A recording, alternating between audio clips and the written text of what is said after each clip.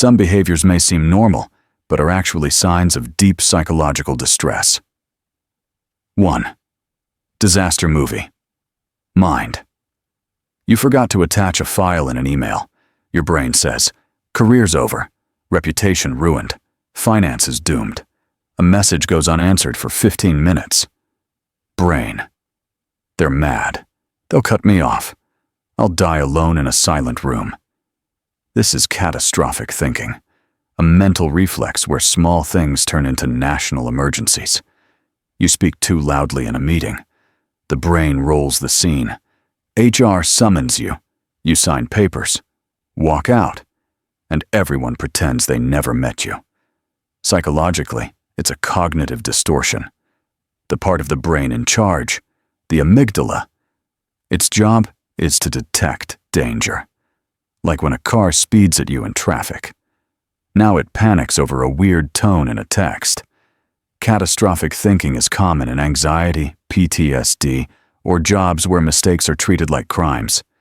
In Japan and Korea, it's not a disorder. It's called doing your job right. In the US, it shows up as insomnia, stomach ulcers, and espresso shots after midnight. People think they're being careful. What they're doing is preparing for disasters that don't happen. Studies say 91% of worst-case scenarios never come true. But the brain doesn't care about stats. It only cares about what could destroy you. Someone once wrote their will because they sent a sad emoji in an email to their director. Next day, they went to work like nothing happened. The only difference was they'd picked their funeral playlist. Second rejection. Panic button. You send a message. 3 minutes pass. Still no reply. Brain. Something's wrong. They're mad. They hate you. It's over. This is Rejection Sensitivity Dysphoria. RSD for short. Every silence feels like social exile. A friend doesn't smile back. A message just says, okay. A thanks without a period. All decoded as, you're not wanted. RSD isn't sadness. It's a defense system in fire alarm mode. You don't react to what happened. You react to what the brain invented. Neurologically, the insula and anterior cingulate cortex go into overdrive. Your brain treats feedback like someone slammed a door in your face. Even if the feedback was, just double check next time. Around 80% of adults with ADHD deal with RSD. Instead of help, they get called dramatic, unprofessional, attention-seeking. Some quit jobs over an email with no exclamation mark. Some block everyone over a K. Not because they're angry, because they thought you rejected them first, even if you said nothing at all. 3. Compulsive body habits. You bite your nails until there's nothing left. You pull out your hair in meetings. You scratch a spot until it bleeds. Not because you want to, because you can't stop. Your body acts like it got urgent orders from the deep brain, a compulsion to fix something that was never broken. Afterward comes relief, then pain, then shame. These are BFRBS, body-focused repetitive behaviors. Involuntary habits that target yourself, not bad habits. Neurological symptoms. Linked to OCD, affects 5% of people. Only 2% know what it is. Dopamine misfires. Serotonin underdelivers. The brain vents pressure by doing small, regular damage. Outsiders call it gross, weak, self-inflicted. They don't see the rest. It feels worse not to do it. Some scratch until the tendons show.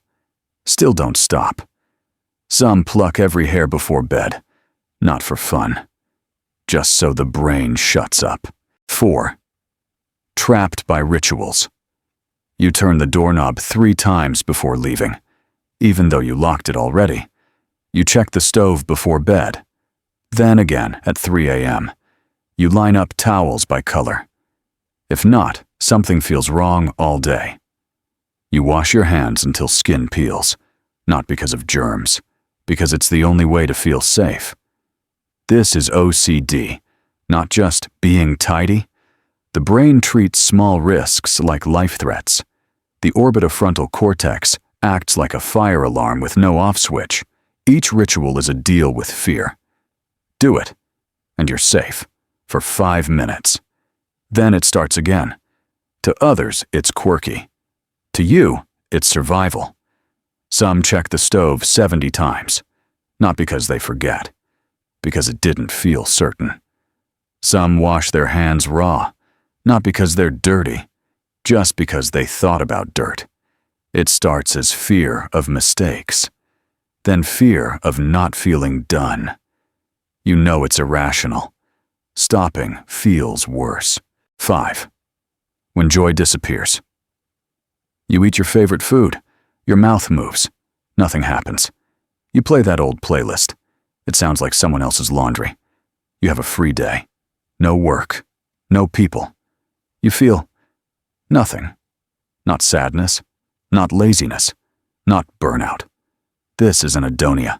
The inability to feel pleasure. The body runs. The reward system doesn't. Like flipping light switches in a house with no wires.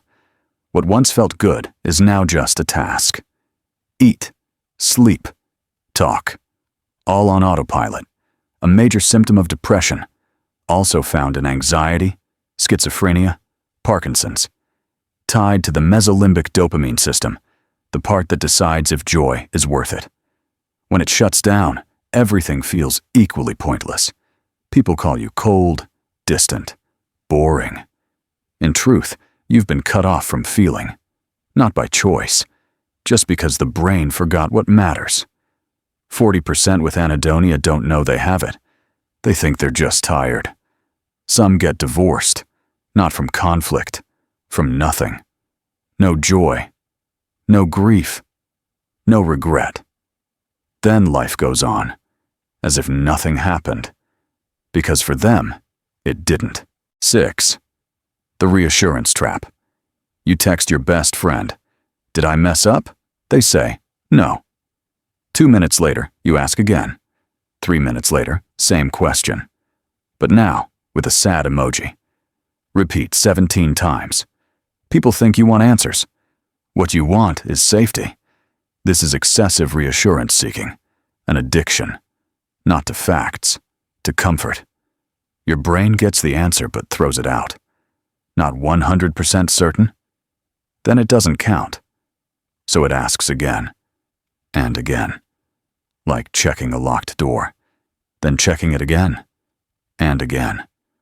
The more reassurance you get, the less you can self-validate. Like any addiction, the dose keeps growing. This lives on the OCD spectrum, especially in the cingulate gyrus, the brain's conflict manager. Behaviorally, it's a ritual. Repeat, to atone. Even if there's no crime, people call you clingy, needy, annoying. In reality, you're terrified of abandonment, and all you know to say is, "Am I okay?" Some send 300 messages a day, all with the same question. Some confess to crimes just to hear, "You're fine." And for a few minutes after that, they believe it. 7. Frozen by choices. You stand in the cereal aisle. 2 boxes look the same. 10 minutes pass. You haven't moved. Others think you're comparing labels.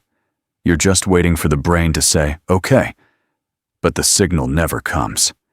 This is decision paralysis. The brain can't handle the risk of being wrong, even if it's just breakfast.